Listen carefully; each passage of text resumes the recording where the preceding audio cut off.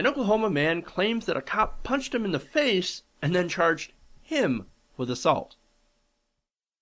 Now, the man's name is Chris Barger, and he reported to KFOR that he was dropping off a friend at an apartment complex on September 7th in Purcell when a police officer approached and shined a flashlight into his car.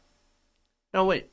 Now, you're shining a flashlight into your car. Isn't that search and seizure? Isn't that illegal?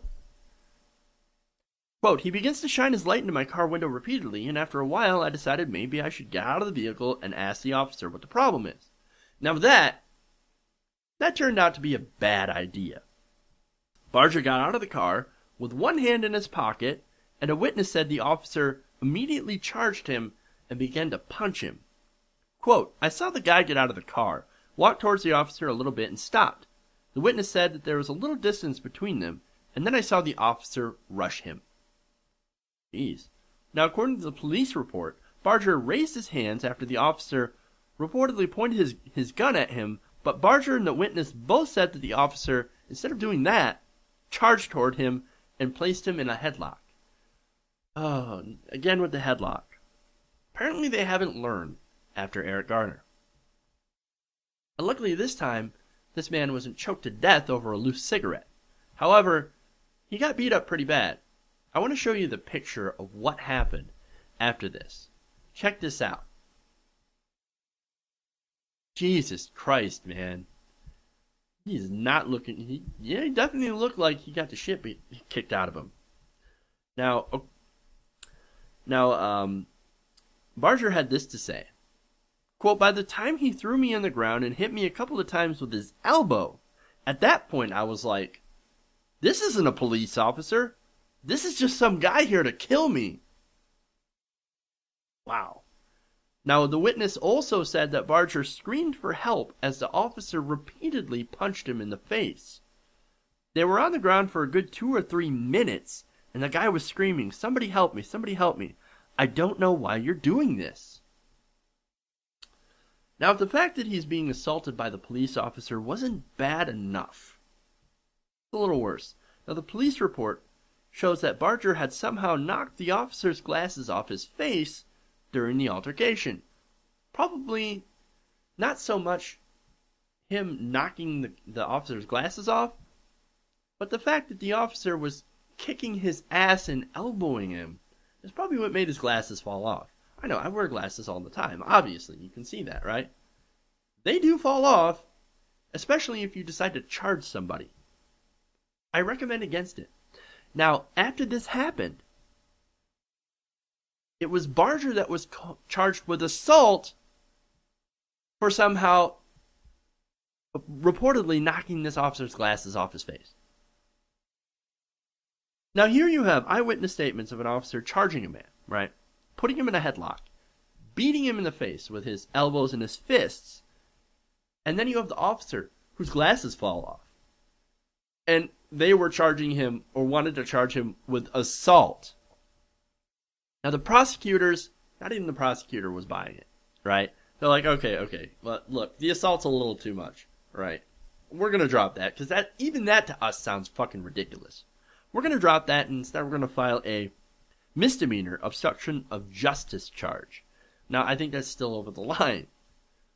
He shouldn't be charged with anything, except for this one thing. Now, it did turn out that the officer did have a reason to stop him. According to reports, he had a an outstanding warrant related to an unpaid traffic ticket, which he then resolved after the arrest. So, he had an unpaid parking ticket.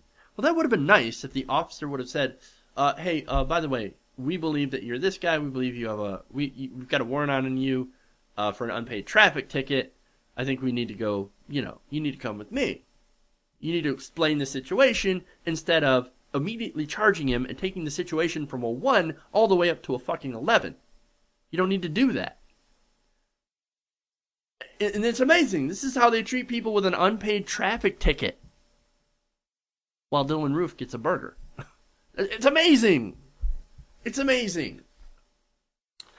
Now, okay. Now, I get it. Some people, like people who defend cops, will come and say, look, hey, cops have a dangerous job. Oh, completely agree. They do have a dangerous job, and I can understand that cops are nervous, especially after some of the high-profile shootings. For example, the one in Nevada that killed these two officers in Nevada, executed them. A horrific crime. And then the terrible murder of the Texas sheriff. Those are no doubt both horrendous tragedies. Absolutely. They are tragedies of the highest order. They are. However, I don't think that gives people excuse to go and be extra violent towards people they're stopping. Now, another thing, maybe you shouldn't have gotten out of the car. However, once again, I don't think that gave the officer a valid reason to beat him for several minutes. Warrant or not, look at the guy's face. The officer went, as I said, from 1 to 11 over an unpaid parking ticket. Look, this is what happens when cops are told that it's us versus them. It's not just the African Americans, it's everybody. This is what happens when the police no longer serve the community, and instead see them as the enemy, the other, the us versus them mentality. That's when stuff like this starts to happen. And as you can see, plain as day, this was a white man. Now, on the subject of race, a lot of people are saying that it's just about race. No, not entirely. Police brutality does happen, yes, 3 times higher to African Americans than it does white people. Still happens to white people, but African Americans far more get targeted. I get that, right? Now, and there is a study that says that. However, I think it's more of an issue of socioeconomic status than outright racism. Though if I do think that, for sure, racism plays a big role. And I say that because you don't see this kind of stuff happen in an upscale neighborhood, in a wealthy neighborhood. And you know why? It's because those people are connected. They are wealthy. They have power. For example, Michael A. Wood Jr., he would say that, look, you can't go and arrest a judge's son for smoking pot. Could you imagine what would happen to me if I did that? My career would be destroyed. Maybe even my life. You can't do that. So they had to go after people that didn't have power. And right now, who doesn't have power? Poor people in urban areas, which just happen to be majority African American. It's an issue of the powerful versus the powerless. And African American communities have very little power. Now, today, there are a lot of white people as well that don't have power anymore either. That have had their lives ruined by the bad economy. They don't have that power anymore.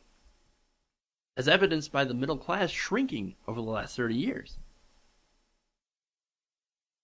Finally, Barger plans to file a complaint against the officer, and of course, the police chiefs immediately come to the defense of the officer, as we've seen, of course, almost every case of police brutality.